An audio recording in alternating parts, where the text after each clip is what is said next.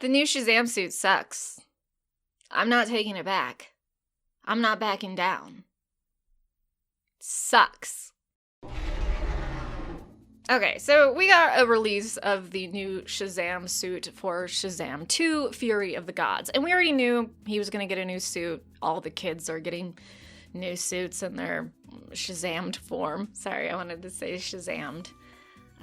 It excites me. But I think a Shazam suit really sucks. And I know the first thing people want to do is make fun of how I look and how I'm dressed, but I'm an elderly woman, and you need to respect your elders, so stop. The first Shazam costume was so good. It was like what a kid would imagine a superhero would look like. These big, bulging muscles stuffed into the suit, and it's just plain and simple, and I liked it.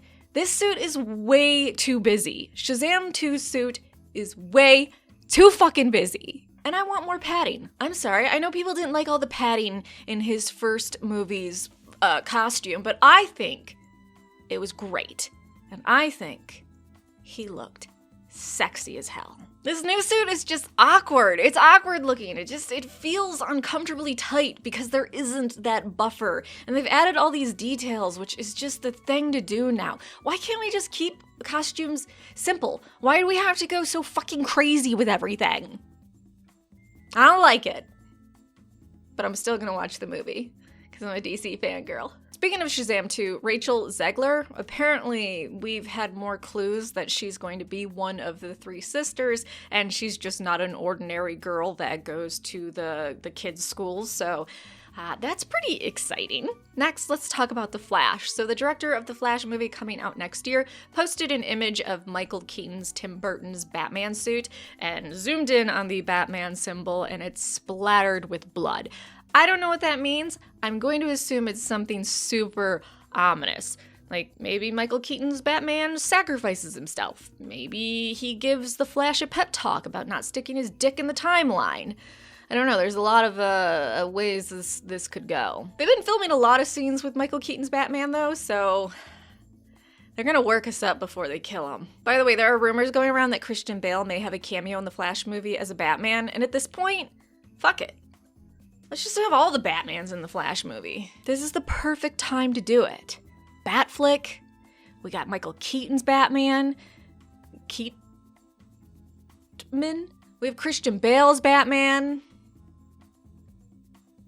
Batman? Is Val Kilmer still alive? Because we should have him come back as Batman too.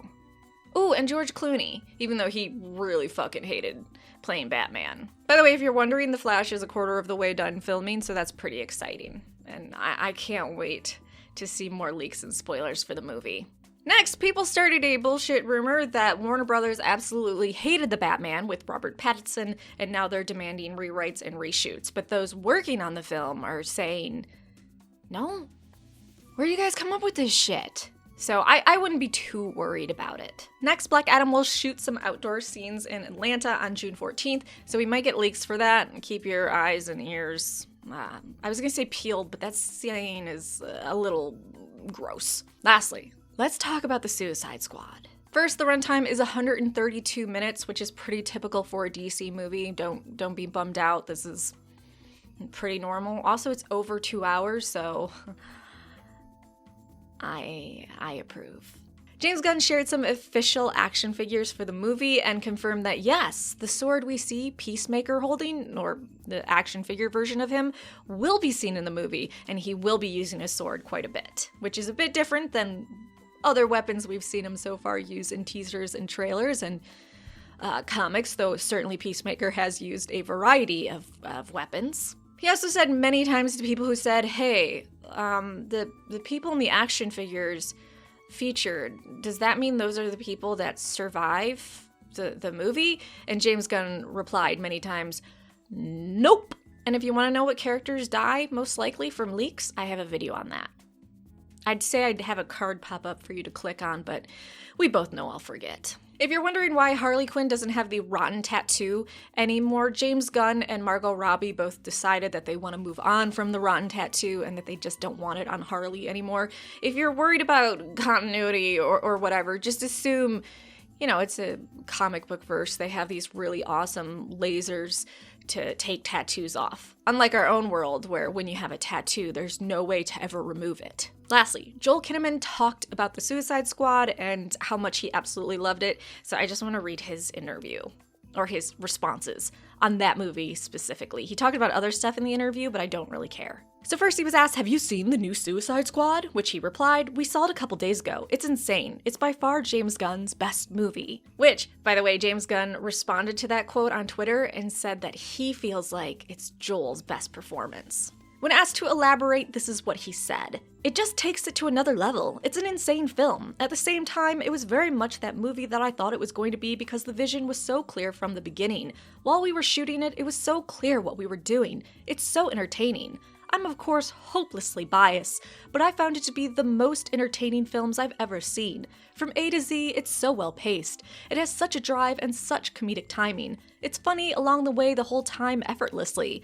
But then I think what really surprised me was how well it flowed, but also how he was able to create these little bubbles, these little moments of emotional depth and visual and emotional poetry. And I felt like it really transcended the genre and it became something bigger. And then it's also very silly and ridiculous in many ways and super violent. Just gory almost at times. And it has shocking moments, but they are very comedic. At the end of the movie, it's completely normal seeing this giant shark just standing gnawing on a person's head and some of the people just having a conversation next to it. When you're 1 hour and 50 minutes into Suicide Squad, that's going to feel completely normal. It's so irreverent. Which just sounds absolutely amazing, but I'm also really excited for the Suicide Squad. He also talked about the first Suicide Squad movie, which I will say every single DC News video that I get to talk about that particular set of movies. I loved the first movie, which always triggers someone and they freak out saying, I can't respect you or listen to your opinion anymore because you liked the first movie. Bitch, why the fuck are you taking the recommendations and opinion of an elderly woman that's on her deathbed anyways? You fucking stupid?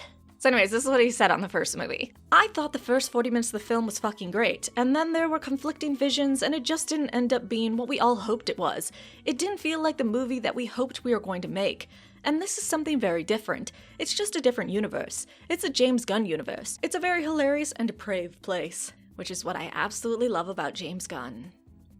He's just so demented. So I don't know, I guess haters are gonna hate. Like, subscribe, come back for more sci-fi fantasy. Also, tell me your favorite top 5 moments from the first Suicide Squad movie and how much you just have a huge boner for the first costume in the first Shazam movie and how you actually hate the new Shazam costume because it sucks.